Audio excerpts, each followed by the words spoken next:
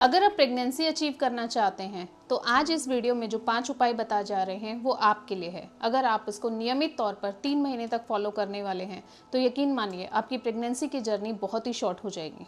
तो सबसे पहले ये 5 उपाय कौन से हैं ये जानते हैं। पहला, आहार।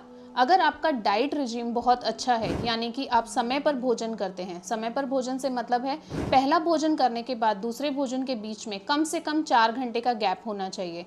बीच में छोटी छोटी जो मिड मील्स होती हैं उसको आप पूरी तरह से अवॉइड करें। दूसरा, ब्रेकफास्ट के समय पे ब्रेकफास्ट, लंच के समय पर लंच और डिनर के समय पर डिनर होना चाहिए। लेकिन इस नियम में एक चेंज भी होना चाहिए कि अगर आपको लगता है कि आपका पहला खाना पचा नहीं है तो आपको सिर्फ घड़ी देखकर दूसरा खाना नहीं खाना चाहिए, दूसरा मील नहीं लेना चाहिए। लेकिन नियमित समय पर आहार विहार लेना बहुत इंपॉर्टेंट है। सेकंड, जो आपका डिनर है वो कम से कम 7 बजे से पहले कर लीजिए और आपके सोने के समय में और आपके डिनर के बीच में कम से कम 2 घंटे का गैप होना ही चाहिए। स्लीप पैटर्न यानी कि आपकी निद्रा, जो निद्रा है उसका बहुत इंपॉर्टेंट रोल रहता है फर्टिलिटी में। जैसे कि आपके एग्स की क्वालिटी, वातदुष्टि की वजह से अगर आपकी क्वालिटी अच्छी नहीं रहेगी एग्स की, आपका ओव्यूलेशन ठीक से नहीं होगा, आपके फॉलिकल सिस्ट कन्वर्ट हो जाएंगे या आपके ओव्यूलेशन डिलेड रहेगा, ये सब कंडीशंस आपको दिक्कत क्रिएट करेंगी। दूसरा, आपकी एंडोमेट्रियम की लाइनिंग बनने के लिए भी वातदुष्टि जो है वो प्रॉब्लम करती है। तो अगर आपका निद्रा अच्छी है, यानी कि आप रात को समय से सोते हैं, देर तक रात्रि जागरण नहीं करते हैं, तो वात प्रकोप नहीं होगा और आपकी जो निद्रा है वो आपकी फर्टिलिटी में हेल्प करेगी। सेम वे में आपका सुबह का उठने का जो समय है वो भी उतना ही इंपॉर्टेंस रखता है। कहते हैं कि जैसे जैसे सूरज का सिर पे चढ़ता है वैसे आपके शरीर में जो कफ है उसका विलयन होने लगता है, यानी कि वो मेल्ट आउट होने लगता है। तो इस तरीके से आपकी चैनल ब्लॉकेज जो है वो रिजॉल्व होती है। लेकिन हम अपनी प्रैक्टिस में आजकल देख रहे हैं कि लोगों का स्लीप पैटर्न है रात को 2 बजे सोना, सुबह 10 बजे उठना, और अगर उनसे पूछा जाता है तो बोलते हैं कि मैम हमें नींद नहीं आती। अरे अगर आप 2 बजे सो रहे हैं और सुबह 10 बजे उठ रहे हैं तो ऑलमोस्ट 9-10 घंटे की नींद तो आप वैसे भी ले रहे हैं। तो आपको सिर्फ अपनी स्लीप साइकिल को ठीक करने की जरूरत है। इसी स्लीप साइकिल में एक और चीज आती है, वो है दिन में सोना, यानी कि दिवा स्वप्न। आयुर्वेद बोलता है ग्रीष्म ऋतु के अलावा हेल्दी पर्सन को दिन में नहीं सोना चाहिए।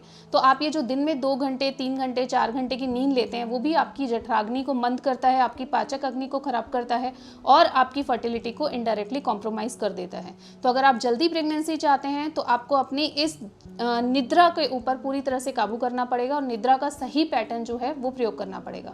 देन कम्स दिनचर्या, यानी कि आपका लाइफस्टाइल।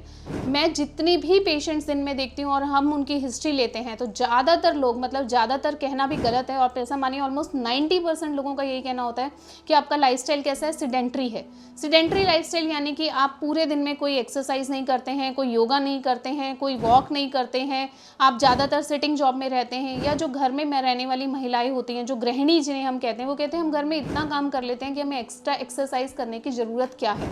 आप मुझे बताइए, मेरा सवाल आप सबसे है, क्या कोई ऐसा इंसान है जो सुबह उठता है और उसके बाद पूरा दिन बेड पे बिता देता है? ऐसा नहीं हो सकता। तो हर इंसान जो दुनिया में आया वो पूरा दिन कुछ ना कुछ एक्टिविटीज करता है, लेकिन फिर भी योगा की, एक्सरसाइज की, मेडिटेशन की, इन सब की वैल्यू बहुत ज़्यादा है। तो अगर आप नियमित तौर पर एक्सरसाइज करेंगे तो वो आपकी बॉडी में उस समय पर सारे चैनल्स, आपका मन, आपकी बुद्धि, आपका शरीर, आपकी इंद्रियां सब उसी में चैनलाइज होंगी और आपके हार्मोन सिस्टम को बेहतर करने में मदद करेंगी।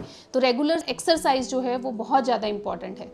मेडिटेशन, स्ट्रेस फैक्टर, जब आप लंबे टाइम से प्रेगनेंसी प्लान कर रहे होते हैं और आपको कंसीव नहीं हो रहा होता तो हमारे पास बहुत सारे प्रेशर्स होते हैं, जैसे सोशल प्रेशर होता है, पर्सनल प्रेशर होता है, फैमिली प्रेशर होता है।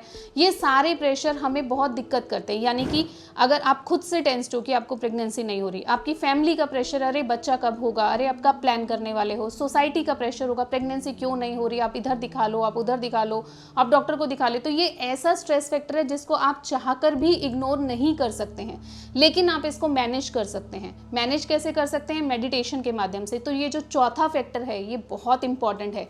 नियमित तौर पर मेडिटेशन बहुत बहुत बहुत इंपॉर्टेंट है। आप दिन में 5 से 10 मिनट की स्लीप मेडिटेशन रात को सोने के टाइम पे कीजिए। गाइडेड स्लीप मेडिटेशंस आपको यूट्यूब पे आराम से मिल जाएंगी, हार्डली 5 मिनट्स लगते हैं। सोने से पहले आप उसका इस्तेमाल कर लीजिए। और मॉर्निंग में सुबह जब उठते हैं तो जब आप पूजा करते हैं, ध्यान लगाते हैं, आप किसी भी धर्म से हैं, आप जो भी भगवान का नाम लेते हैं, जो भी पूजा करते हैं, उसके बाद 5 से 10 मिनट की गाइडेड मेडिटेशन आप नियमित तौर पर जरूर कीजिए।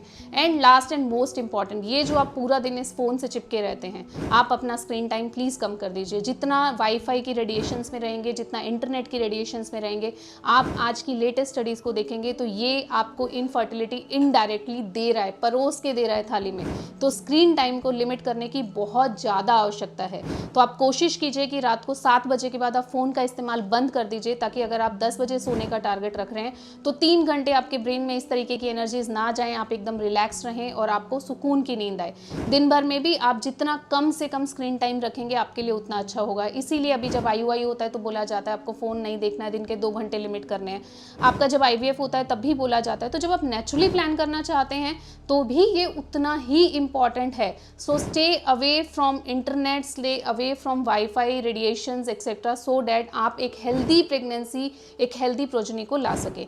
ये 5 फैक्टर्स आप अपना के देखिए, ज़्यादा नहीं 3 महीने अपना के देखिए। मैं यकीन मानती हूँ आप जो लोग ये वीडियो देख रहे हैं, अगर वो एकदम हेल्दी हैं, अननोन इनफर्टिलिटी के केस में आते हैं, तो आपकी 50% प्रॉब्लम इसी से रिजॉल्व हो जाएगी। स्वस्थ रहें, आयुर्वेद अपनाएं।